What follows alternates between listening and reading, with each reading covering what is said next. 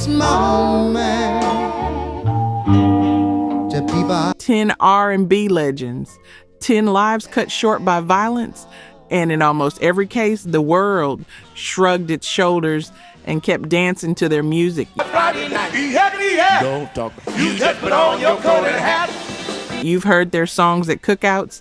You've slow danced to their melodies at weddings. But what happened to the people behind those songs?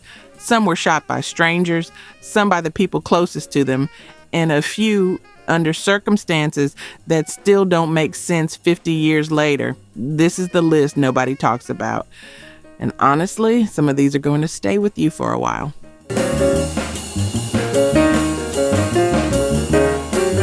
Number 10, James Shep Sheppard. for waiting patiently You know 1,000 miles away. Even if you don't know, you know it. to be by your side. That doo-wop ballad from 1957 that hit number 5 on the R&B charts, the one where a man is singing to a woman so far gone, the distance feels physical. Tuesday went by, it wasn't on a That was James Shep Sheppard, lead singer of the Heartbeats, later Shep in the Limelights. friend wrote and told me you had teardrops. And in 1961, he gave us Daddy's Home, number 2 on the pop charts, a song about reunion, coming back to the one you love. Here's what most people don't know. How I've waited for this moment. Shep sued Roulette Records over unpaid royalties. Do was cry, but I made up. Roulette, run by Morris Levy, a man with documented ties to the Genovese crime family. Daddy's home. On January 24th, 1970, Shep was found dead in his car on the Long Island Expressway.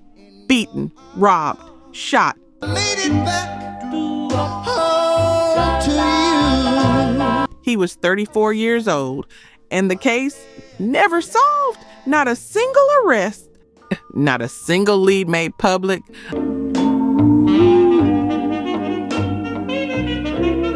A man fought for the money his music earned him, and somebody made sure he stopped fighting. You stand afternoon.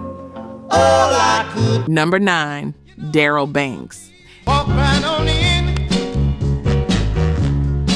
Stretch out. If you were anywhere near a radio in 1966, you heard "Open the Door to Your Heart." Open the door to your heart. Number 2 on the R&B charts, a Detroit soul classic that sounded like it was written in the middle of an argument, because it basically was. So strong. Walk right on in. Daryl Banks had that kind of voice, raw, urgent, like he was running out of time to say what he needed to say. And here's the thing about that song. So babe, why don't you give it sight? Some people swore it sounded like Otis Redding. Others said Otis sounded like him. Too much for me, baby, and I'm about to lose my mind. That's the kind of voice we're talking about. But Daryl Banks didn't die on stage or in a studio. Darling, you've been so sweet to me. That's what keeps my love. On February 24th, 1970, in Detroit, he got into a confrontation with an off-duty police officer named Aaron Bullock. Let your love come running in. Open. The dispute? A woman, Marjorie Bozeman. Let your love come running in. Banks pulled a .22 pistol. Bullock drew his service weapon. One shot through the neck. Let love come running in. Daryl Banks died at New Grace Hospital. He was 32, and the world didn't pause, not even for a second. Walk right on in. Stretch out. The man behind one of the greatest Detroit soul records ever made was just gone. Walk right on in. Real talk, only 9% of you are subscribed. That hurts. We're spending hours digging through archives, fact-checking every detail, bringing these stories back to life. And if you're watching this far, you clearly care. So hit subscribe. It's free and takes 2 seconds. Now, to my subscribers, barely any of you have joined the membership. And honestly, that stings even more. You know the work we put in. You keep coming back. If these videos have ever made you feel something, if this music means something to you, join the membership. It's $1 coffee a month, and it's the only way we keep this going. Let's build this together. All right, back to it. Number 8, Cornell Gunter. She comes up like a rose, and everybody knows. Now, you might not know Cornell Gunter's name, On me, that seals on me writing on the walls. Yeah. but you absolutely know his group, the Coasters, Yakety Yak, Charlie Brown, Searchin', Poison Ivy. Some of the most iconic R&B and rock and roll records of the late 1950s. Yeah, walk yourself to the laundry mat. Yeah, when you feel Cornell Gunter was part of that magic. And after the original lineup dissolved, he kept performing as Cornell Gunter and the Coasters, bringing that music to new audiences through the 70s and 80s on the oldies circuit.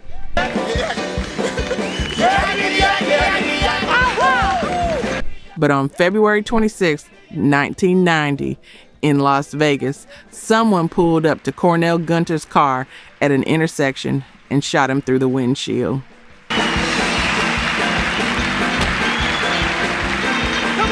Witnesses reported seeing an argument between Gunter and a man from another vehicle just moments before.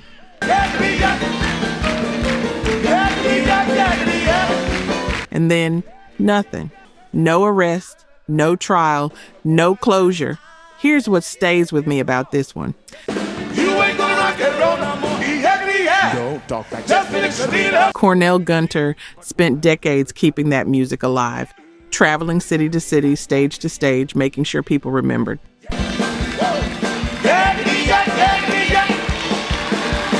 And when he was killed, the very world he dedicated his life to entertaining barely noticed.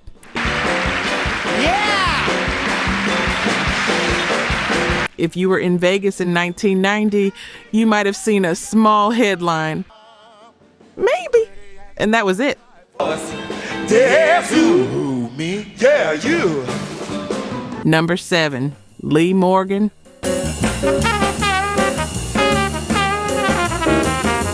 Stay with me on this one, because this story reads like a novel that nobody would believe if it were fiction.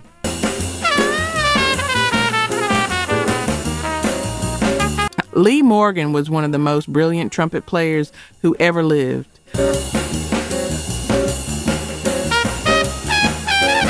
A jazz prodigy out of Philadelphia who joined Art Blakey's Jazz Messengers as a teenager.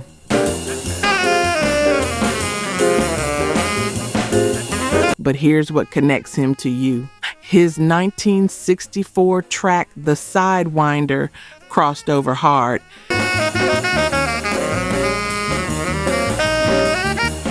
It hit the pop charts, got played on R&B radio, and became so big that Chrysler used it in their World Series commercials without even asking him.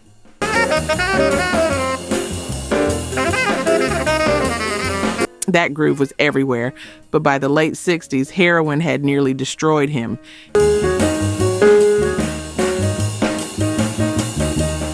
He was pawning his trumpet, pawning his winter coat, sleeping wherever he could. And then a woman named Helen Moore took him in, cleaned him up, got his horn out of hock, managed his career, put him back on stage.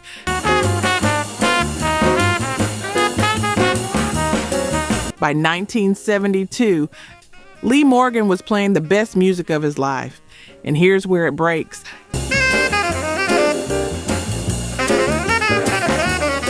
Helen found out Lee was seeing a younger woman. On February 19, 1972, during a blizzard in New York City, she showed up at Slug's Saloon in the East Village, where Lee was performing between sets.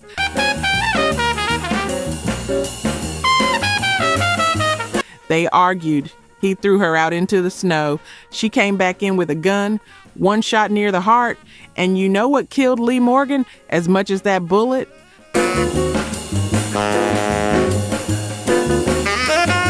The snow. The ambulance couldn't get through the storm. He bled to death on the floor of that club.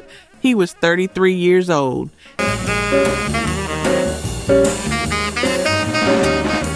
Helen served barely any time, and the woman who saved his life became the one who ended it.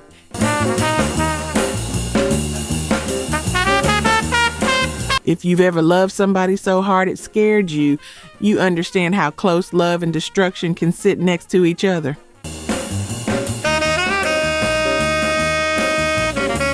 Number 6, Don Myrick.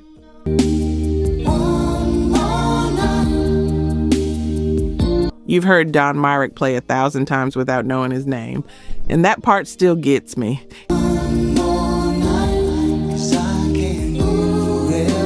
He was the lead saxophonist of the Phoenix Horns, the horn section of Earth, Wind, and Fire that sound on September, Boogie Wonderland. Let's groove.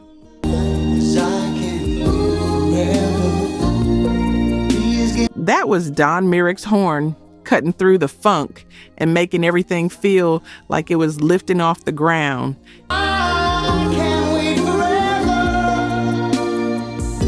He won a Grammy for Running in 1978. And later, when Phil Collins needed a saxophone for One More Night in Sussudio, he called Don Myrick.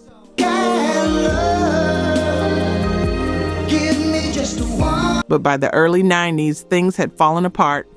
Separated from his wife, diagnosed with leukemia, struggling with addiction.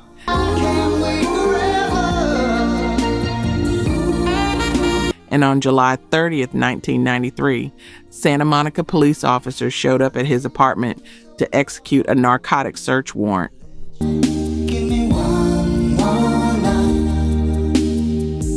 When Myrick opened the door, Officer Gary Barbaro saw something in his hand and fired. It was a butane lighter, not a weapon, a lighter.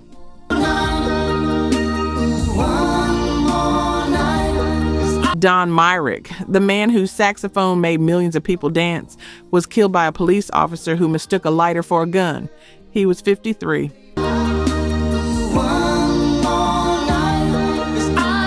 The department ruled the shooting justified. His family won a $400,000 settlement in 1995. And here's the detail that haunts me most.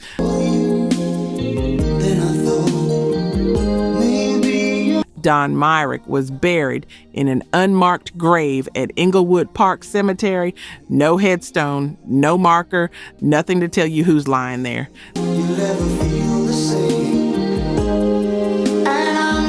The man whose music will outlive all of us, and you can't even find his grave.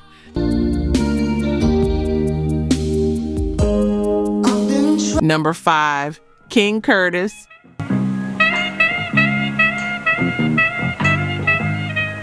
All right, if there is one person on this list whose loss changed the actual sound of music, it might be this man.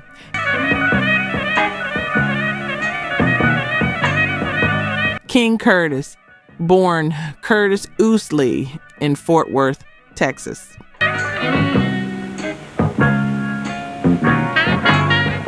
By the late 1950s, he was the most in-demand session saxophonist in New York City.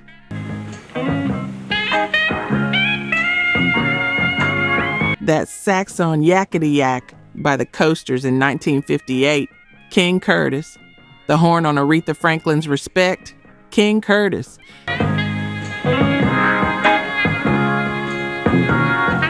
He played on records with Buddy Holly, the Shirelles, Sam Cooke, John Lennon.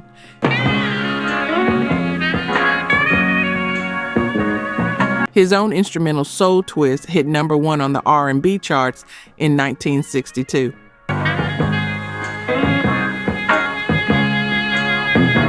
Memphis Soul Stew in 1967 became a soul standard.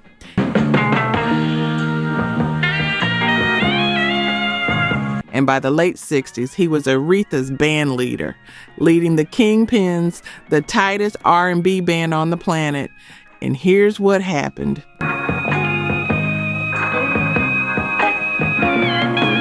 August 13th, 1971, a hot summer night in Manhattan. King Curtis was carrying an air conditioner into his brownstone at 50 West 86th Street.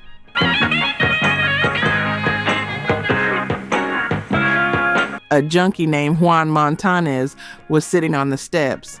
They argued. Montanez pulled a knife and stabbed him.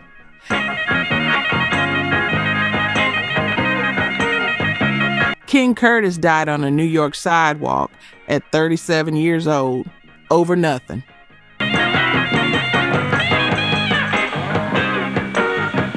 Want to know how much the music world loved this man? Atlantic Records shut down for his funeral. Jesse Jackson officiated. Aretha Franklin sang. Stevie Wonder played a tribute. And Montanez, 7 years for manslaughter, out by 1977.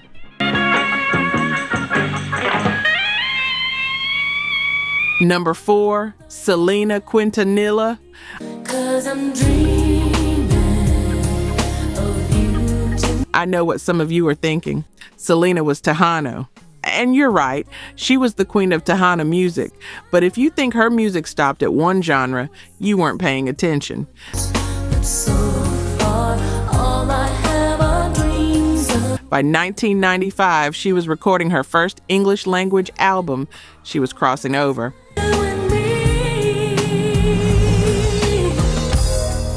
Amo prohibido, bidi bidi bom bom, no me queda más. Those songs didn't stay in one lane. Night when all the world is sleeping. They showed up at house parties, quinceañeras, and block parties all across the country.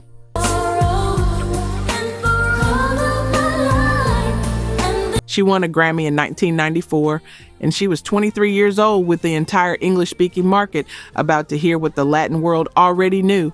But Yolanda Saldivar had other plans.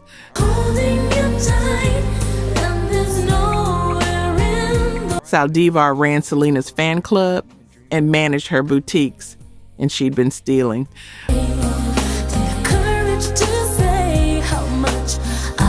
When Selena confronted her at the Days Inn in Corpus Christi on March 31st, 1995, Saldivar pulled a .38 revolver and shot her.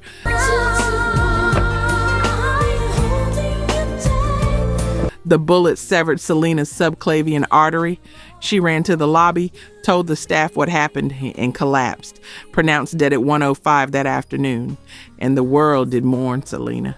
Till tomorrow, I'll be holding 60,000 fans at her last concert. Her posthumous album, Dreaming of You, hit number 1 on the Billboard 200. But here's the part that fits this list.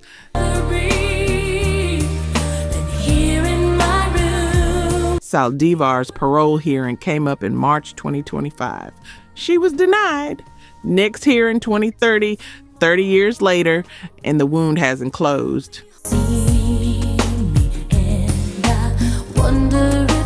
Some of y'all remember exactly where you were when you heard the news.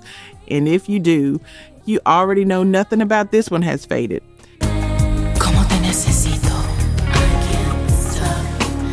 Number 3, Al Jackson Jr.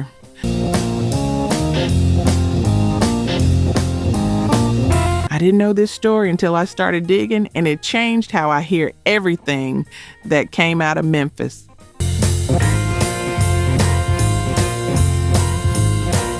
Al Jackson Jr. was the drummer for Booker T and the MGs, the house band at Stax Records.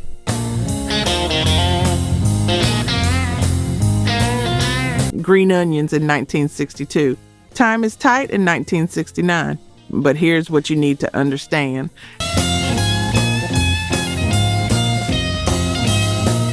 Al Jackson didn't just play on those records. He was the foundation of the entire Memphis sound.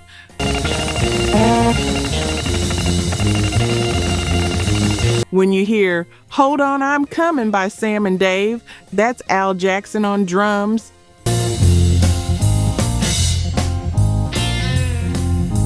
When you hear Otis Redding's Try a Little Tenderness, That's Al Jackson.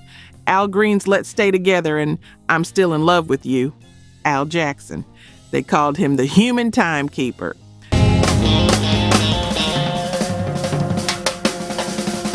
Steve Cropper said he defined the groove, the beat, the mood, everything. Now listen to this.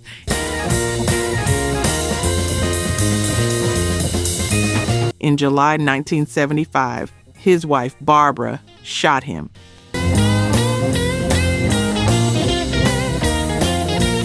She claimed self-defense. Charges were dropped. Then, on October 1st, 1975, so just 9 days after Booker T and the MGs agreed to reunite, Al Jackson was found dead in his Memphis home at 2885 Central Avenue.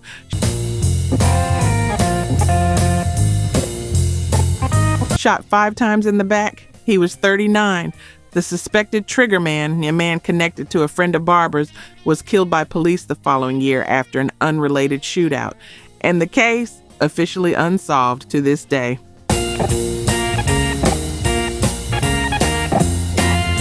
The man who kept time for an entire genre of American music, and nobody has ever been held accountable. You know what's worse? Most people don't even know his name.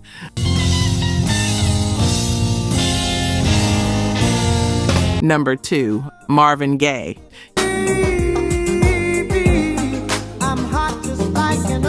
You know his voice before you even know the song is playing. I heard it through the grapevine. What's going on? Let's get it on. Sexual healing.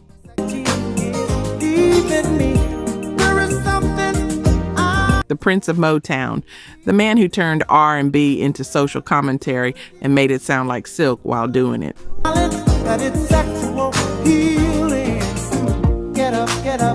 He won his first Grammys in 1983 for Sexual Healing after years of tax exile in Europe, after years of personal chaos. He was back, and for a moment it looked like the best chapter was just beginning.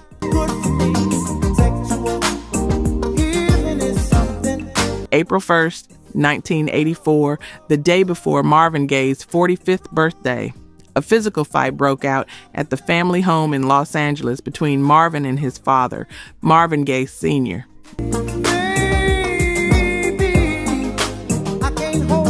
Marvin had stepped in to protect his mother, Alberta. His father walked into the bedroom with a .38 revolver, a gun Marvin himself had given him, and shot his son twice. Wake up, 'cause you do it right. And the first bullet was fatal.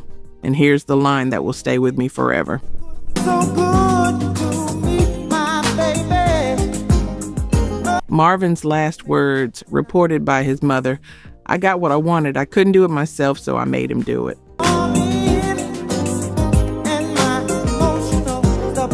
Marvin Gaye Sr. was charged with first-degree murder.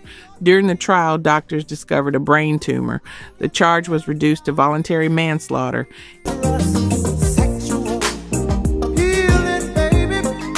He received a suspended sentence and 5 years probation. He never spent a day in prison. He died in 1998 in a nursing home.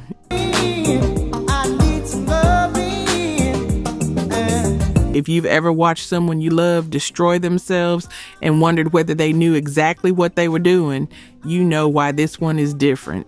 Get up, let's make love tonight. Wake up. Number 1, Sam Cooke. Like the river I've been running. And this is the one that breaks the whole list open. Because everything I've told you so far, the violence, the injustice, the silence, it all starts here. A long time coming. Sam Cooke, the king of soul, You Send Me in 1957. His first number 1, Chain Gang in 1960. Twisting the Night Away, Cupid, Bring It On Home to Me. And then A Change Is Gonna Come.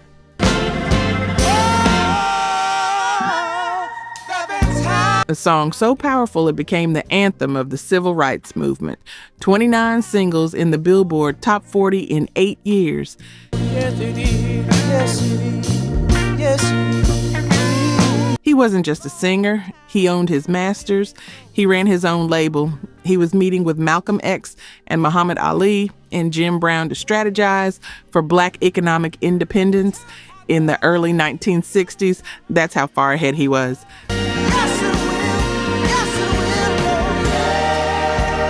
December 11, 1964, the Hacienda Motel, 9137 South Figueroa Street, Los Angeles.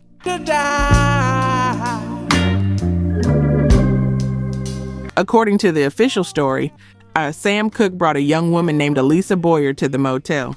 She says he tried to force himself on her. She fled with his clothes. I couldn't last for long. Cooke, wearing only a sport coat and shoes, blood alcohol level 0.16, allegedly broke down the door of the motel office looking for her.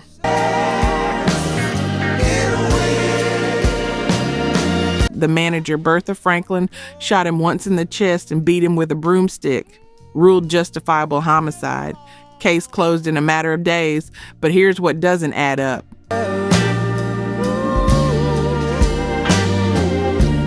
Etta James saw the body at the funeral home and said his head was nearly separated from his shoulders. His hands were broken and crushed. His nose was mangled. None of that was in the autopsy report.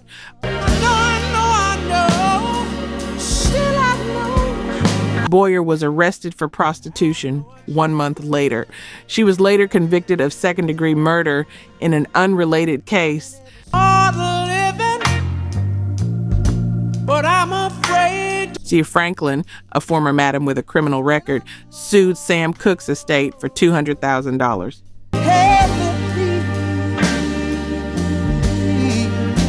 She lost. And the investigation? No thorough questioning. No real follow-up. 200,000 mourners lined up for his funeral, 4 city blocks deep.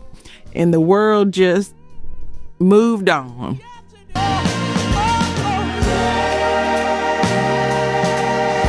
The King of Soul was dead at 33. And nobody, not the police, not the courts, not the industry, ever looked twice. Beyond the sky. Some of you already know this story, and some of you just heard it for the first time. Either way, you feel it, because this wasn't just a death. This was a disappearing act performed by people who didn't want Sam Cooke to become what he was becoming. Said